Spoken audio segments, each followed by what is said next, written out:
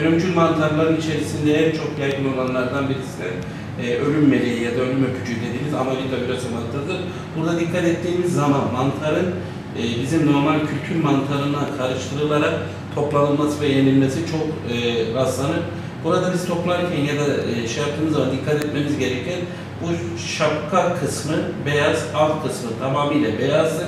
Burada bir şeydir ve bu mantarların genellikle alt kısımlarında çorap dediğimiz ya da işte çorap dediğimiz bir kısım bulunmaktadır.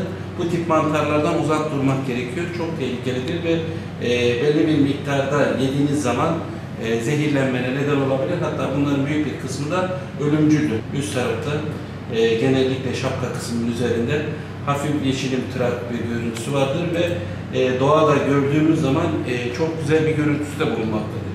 Yani insanlara böyle gel topla al belirtisi de bulunan bir mantar.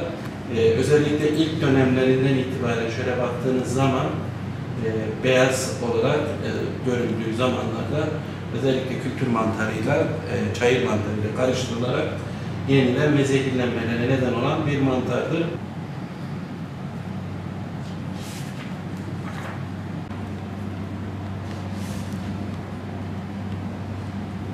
Yüksek lisans ve doktora eğitimimi mikoloji alanında yani mantar bilimi alanında yaptım.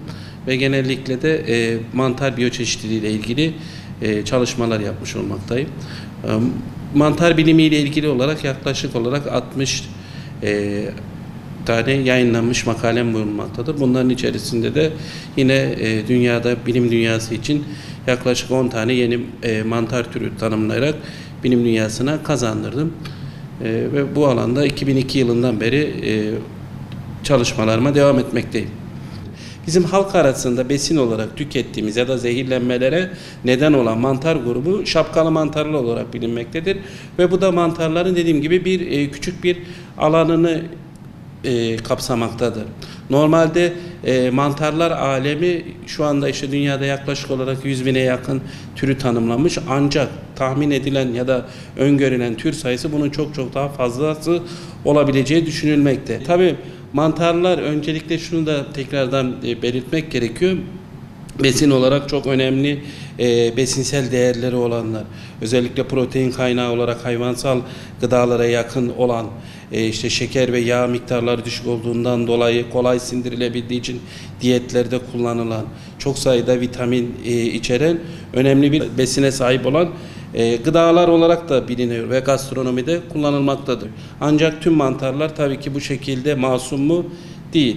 Ve bu bazı mantarlarda özellikle sonbahar ve ilkbahar aylarında ölümlere neden olmakta ve ülkemizde her yıl ne yazık ki çok sayıda bu vakalarla karşılaşıyoruz ve bazılarında da istemeyerek ölümlere ya da işte felç kalmalar, organ kayıpları vesaire gibi durumlarla karşılaşmaktayız. Öncelikle zehirli mantarlar dediğimiz mantarların içerisinde ayrılaşmış özel bir grup değildir. Şimdi bazı mantar türleri içerdikleri biz bunlara mikotoksinler deriz. Yani ürettikleri kimyasal maddeler insan bünyesinde zararlara neden olabilmektedir.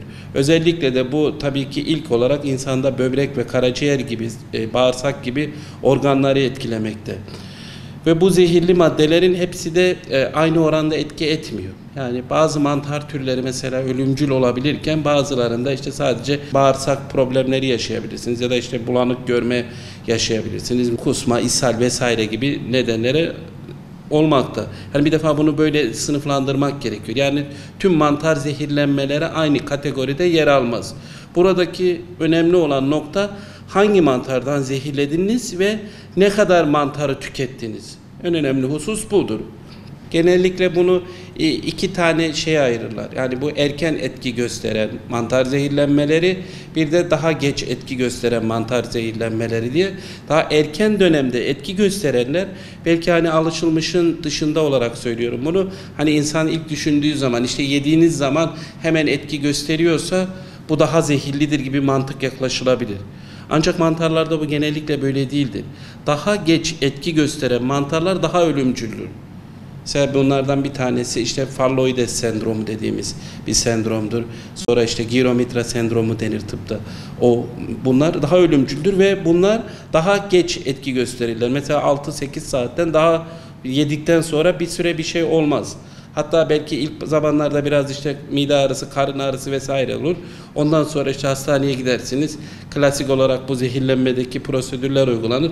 Hasta kendini iyi hissettiği zaman gönderilir. Bir süre sonra tekrar yeniden hastaneye geldiği zaman artık çok fazla yapacak bir şey kalmamıştır. Mesela bunlar daha tehlikelidirler. Ama işte Coprinus sendromu gibi, Paterina sendromu gibi daha böyle hafif sendromlar vardır. Bunları yedikten kısa süre içerisinde etki gösterirler ve bunlar da genellikle hastaneye yetiştirildiğinde zaten kişide çok bir kalıtsal bir hastalık ya da bağışıklıkla ilgili problemi yoksa işte bir mide yıkanması ya da işte bir ilaç tedavisi vesaire gibi şekillerde kurtarılabilir. Doğada kesinlikle tanımadığınız, bilmediğiniz hiçbir mantar türünü toplayıp yemeyeceksiniz. İşte bu çayırda yetişiyor, işte bu sütün içerisine atıyor, kesiliyor vesaire gibi hiçbir bunların bilimsel tarafı yoktur. Zehirli mantarları tanımanın tek bir yöntemi vardır. O da uzman olan kişinin bunu tanıyıp teşhis etmesinden olur. Bunun dışındaki işte bu bizim özellikle kırsal kesimlerde işte bu işte sütü atıyoruz, kesiliyor süt. Ondan sonra işte bunlar çayırda yetişiyor. Şu habitatta yetişenler zehirli olmaz. İşte beyaz renkliler zehirli olmaz. Şu renkler zehirli olur gibi böyle genellikle hayvanlarda hani renkli hayvanlar daha zehirli olur gibi bir yaklaşım vardır özellikle sürüngenlerde. Bu mantarlar için geçerli değildir. Mantarların rengi, kokusu, yetişme ortamı vesairesi bunları sizin sadece tanımlamanıza ya da yemenize gerekli değildir. Doğadan tanımadan toplayıp mantar yemek Rus ruleti oynamak gibidir. Şimdi mantarlar az önce de söyledim. Morfolojik olarak birbirlerine çok benzerler. Özellikle çayır mantarlarına biz işte Agaricus bisporus, Agaricus campestris şampiyon mantar gibi. Bunlar halk tarafından genellikle toplayıp yenilen mantarlar. Zaten birisi kültür mantarı, kültür olarak üretiliyor. Bunlarda bir sıkıntı yok. Ama mesela sarı çayır mantarı dediğimiz bir mantar vardır. Agaricus xanthoderma. Bu mantar normal kültür mantarına morfolojik olarak çok benzer ve aynı yerde de yetişebilir. Ve siz bunu doğada gördüğünüz zaman bunu çok rahat bir şekilde ki Türkiye'deki mesela en çok bu çok ölümcül bir mantar zehirlenmesi değildir ama en çok zehirlenmelerden birisi budur. Çayır mantarından dolayı zehirlenir. Çünkü kültür mantarına çok benziyor. Bunu ayırt etmenin mesela en kolay yöntemi şudur. Baktığınız zaman şapkanın üzerinde çizik çizdiğinizde sarı bir leke oluşturuyorsa, sarı oluşan bir yapı varsa bu sarı çayır mantarıdır ve zehirlidir. Mesela bu çayır mantarlarında en dikkat edilmesi gereken hususlardan birisi bu. Mesela aynı şekilde işte sütlü mantarlar genellikle halk arasında mesela bazı yerlerde tirmit, kanlıca gibi isimlerle bilinir. Çok da lezzetli, çok da kaliteli, besin değeri çok yüksek, halk tarafından çok tüketilen mantarlardır. Ancak sapı kızıl dediğimiz bir sütlü mantar vardır. Bu zehirlidir. Bunun da ayırt etmenin en önemli yolu sapın kısmı. Diğer kısımlar işte hafif kahverengi beyazımsı olabilir. Sap kısmına dikkat edersiniz. Kızılsa uzak durmak gerekiyor. Bizim toplumumuzda özellikle kırsal kesimde doğada hayvanın yediği mantarı, bitkiyi yiyin hiçbir şey olmaz gibi bir inanış vardır. Bu çok yanlıştır. Çünkü bazı hayvanların sindirim sistemi, vücut yapısıyla bizimkisi bir değil. Örneğin en tehlikeli, evcik kıran, köy göçüren dediğimiz Amanita phalloides Türkiye'deki en ölümcül mantarlardan bir tanesidir. Ve bunu yedikten sonra belli bir miktardan sonra kurtulma şansınız neredeyse yok denecek kadar azdır. Bu inanıştan vazgeçmek gerekiyor. Bu çok yanlış bir düşüncedir. Hayvanların sindirim sistemiyle, vücut yapılarıyla bizim vücut yapılarımız aynı değildir.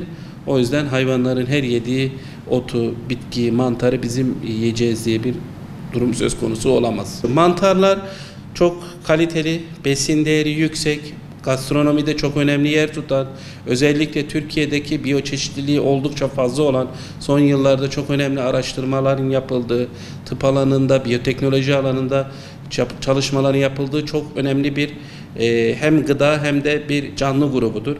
Hani bu zehirlenme yapıyor diye uzak durmak değil. Ama burada dikkat edeceğimiz şey bildiğimiz, tanıdığımız, güvendiğimiz mantarları tüketebiliriz. Çocuklarımız da tüketebilir. Ancak tanımadığımız, bilmediğimiz hiçbir mantarı doğadan toplayıp yemememiz gerekiyor. Buna çok dikkat etmek gerekiyor. Çünkü zehirli mantarlar ve zehirsiz mantarlar aynı yere de yaşayabilir. Köy göçüren, evcik kıran, ölüm öpücüğü gibi bazı mantarlar var. Yalancı kuzu göbeği dediğimiz Gyromitra esculenta dediğimiz, o da çok zehirlenmene neden olur. Zaten en çok ölümcül olan mantar grupları bunlardır. Bunlara çok dikkat etmek gerekiyor.